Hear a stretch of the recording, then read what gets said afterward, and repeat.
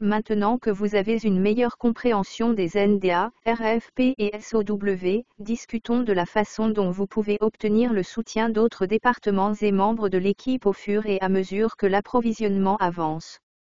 Le processus d'approvisionnement ne se termine pas une fois que vous avez sélectionné les fournisseurs et signé les contrats.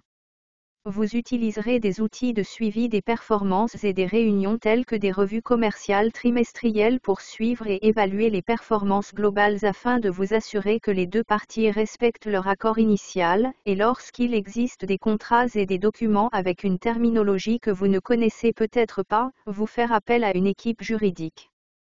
Selon la taille de l'entreprise, la situation juridique peut varier.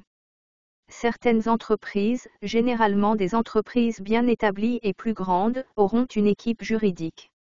Certaines entreprises peuvent externaliser leur équipe juridique. Certaines startups ou petites entreprises peuvent ne pas avoir d'équipe juridique, mais elles peuvent contacter des conseillers juridiques au besoin. Encore une fois, tout dépend de l'entreprise dans laquelle vous travaillez. Les lois concernant la fabrication de produits et le consumérisme varieront d'un pays à l'autre. Mais il y aura presque toujours des lois en place que vous devrez suivre sur des sujets tels que le commerce équitable et éthique. La plupart des entreprises ont une mission ou une déclaration de valeur.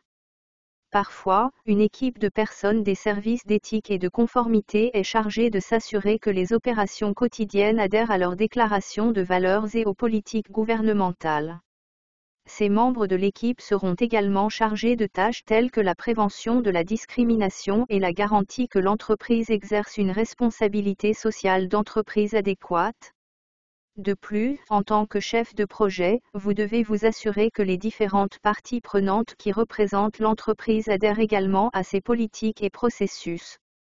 Vous devrez tous être au courant de toutes les réunions pertinentes concernant les questions juridiques ou de conformité, et vous, en tant que chef de projet, devrez rappeler à l'équipe quand ces réunions auront lieu.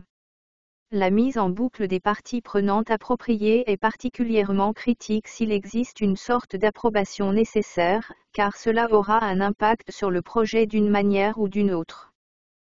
Comme la plupart des projets pour Project Plan PELS, il est très important de boucler les informations juridiques et de conformité pour l'examen et les approbations.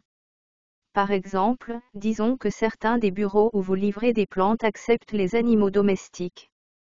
Dans votre contrat avec le fournisseur, vous avez précisé que vous souhaitez proposer uniquement des plantes non toxiques. Malheureusement, le fournisseur a fourni une plante dont les feuilles sont nocives pour les animaux.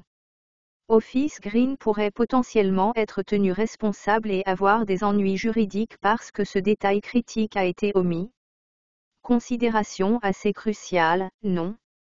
Ainsi, quelle que soit l'équipe juridique ou le conseil de votre future entreprise, la révision des contrats à un certain titre relève du bon sens commercial et devrait être une priorité pour vous en tant que chef de projet.